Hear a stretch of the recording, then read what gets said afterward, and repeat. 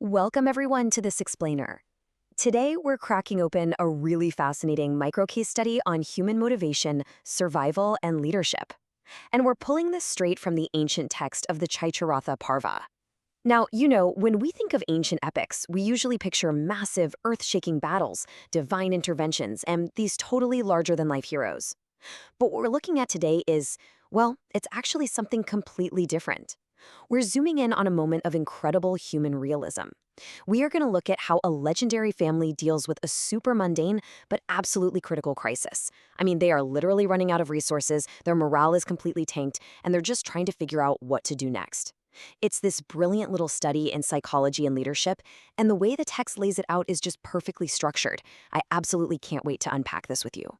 We drop into the narrative right in the aftermath of a conversation.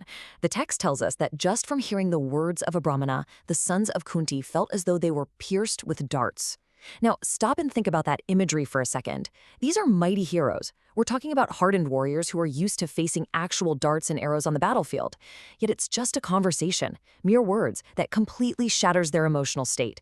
They've, quote, lost their peace of mind. It's a super intense emotional reaction. They're plunged into this deep psychological distress, and suddenly these supposedly invincible figures are just paralyzed by anxiety. It's a really striking reminder that internal, mental battles, yeah, they can be just as devastating as the physical ones. Okay, Section 1, the catalyst for change, from high emotion to harsh reality. Okay, let's dive into this, because this intense emotional paralysis we just saw, it's exactly the catalyst needed for a major shift in the story. We're moving from this state of high, almost overwhelming emotion straight into a brick wall of harsh reality. You see, when leadership and morale completely break down, someone has to step up and look at the situation objectively.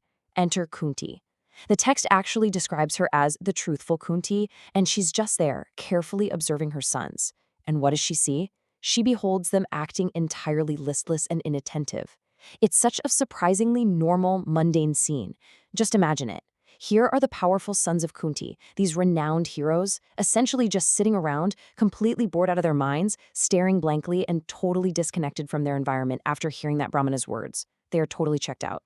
Kunti is reading the room, and she realizes, uh-oh, they are trapped in a state of depressive stagnation. They aren't just sad, their drive is gone. And she knows for a fact that if they stay in this mental and physical slump, it's going to spell disaster for the whole group. Moving on to Section 2, Kunti's pragmatic pitch, the anatomy of an ancient argument. So this brings us to a masterful shift in the narrative. The text brilliantly pivots from this emotional whiplash and listlessness to Kunti stepping up with a highly grounded, amazingly logical solution. She doesn't coddle them, right? And she doesn't panic either. Instead, she delivers this calculated pitch to change their circumstances that is so perfectly structured you could literally teach it in a modern leadership or debate class today. She builds a case for migration survival that relies 100% on practical realities. Let's break down Kunti's masterclass in persuasion step by step. First, she points out the obvious. They've lived many nights in the abode of this Brahmana. Basically, the novelty has completely worn off. Second, she notes that they've seen all the agreeable woods and gardens in the area so often that seeing them again just isn't going to bring any joy. It's kind of funny when you think about it. Even legendary heroes get tired of the local parks and need a change of scenery. But then she hits them with a critical third point. Alms also are not now obtainable here as easily as before. The grocery budget is drying up, folks. The honest and illustrious people they've been relying on, tapped out. Finally, she elevates this whole thing to a general principle in step 4. I am of opinion that it is not good to live long in one place. She seamlessly moves from emotional boredom to economic reality and finally to a universal truth about the dangers of stagnation. Let's move to Section 3 and see how this builds. The promise of Panchala, pitching the destination. Because, it's not enough to just tell people they need to leave. You have to give them somewhere to actually go. Having firmly established that their current situation is physically, emotionally, and economically bankrupt, Kunti strategically sells this new vision to her sons. She's trying to ignite a spark in those listless heroes by pitching the country of Panchala. Let's contrast the push and pull factors of migration right here.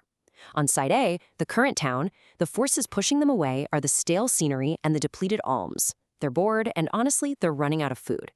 But look at side B, the pull factors of Panchala. Kunti argues it's an unseen country, which will undoubtedly prove delightful to them, curing that whole listlessness issue. But more importantly, she's heard that alms are obtainable there. So the really crucial point here is that she's solving both their emotional burnout and their material survival in one go. But wait, she adds one more vital piece of intelligence. King Yajnasena of Panchala is devoted to Brahmanas. What does that mean? It means the political climate is highly favorable, and most importantly, safe for them as they travel relying on alms. It's just a perfectly balanced pitch: psychological relief, economic security, and political safety, the whole shebang. All right, Section 4. Seeking consensus in leadership. The response of a king. Now, what's really interesting about this slide is, well, Kunti has delivered her flawless, pragmatic pitch, right? So now we transition to the final act of this microstudy by looking at the reaction of her son, Yudhishthira. Now, as a scion of Kuru's race, he's a leader. He is a powerful hero in his own right. But he's also a son receiving direct counsel from his mother. And how a leader responds to a well-reasoned, albeit kind of disruptive proposal tells you absolutely everything you need to know about their governance style. Notice Yudhishthira's response to Kunti's airtight argument. He says, "It is our duty to obey thy command, which, besides, must be for our good." He immediately acknowledges the top-down chain of command and completely respects her wisdom. But then, and this is key, he adds this fascinating caveat. "I do not, however, know whether my younger brothers are willing to go." This perfectly points out a timeless leadership tension. On one hand, you've got authoritative command, the logical, necessary directive coming from the top down. On the other hand, Yudhishthira recognizes that to actually mobilize a listless, demoralized team, he can't just drag them kicking and screaming. He feels the absolute need to seek team consensus. He respects the hierarchy, for sure, but he is deeply practically aware of the horizontal group dynamics required for successful migration. And that brings us to the core dilemma presented by this text, and honestly, a question I want to leave you with today. We've seen Kunti's brilliant, pragmatic assessment of a completely depleted environment, and we've seen Yudhishthira's hesitation as a leader caught right between duty and group morale. So think about your own life, your own teams, or your own organizations. When the environment grows stale and the resources dry up, do you initiate a necessary move by top-down command, or do you wait until you have full consensus? It's just incredible to see how a text this ancient perfectly captures the psychological realities of burnout, resource management, and the sheer complexities of human leadership. Thank you so much for joining me on this explainer, and I really hope this ancient wisdom gives you a brand new lens for tackling modern challenges.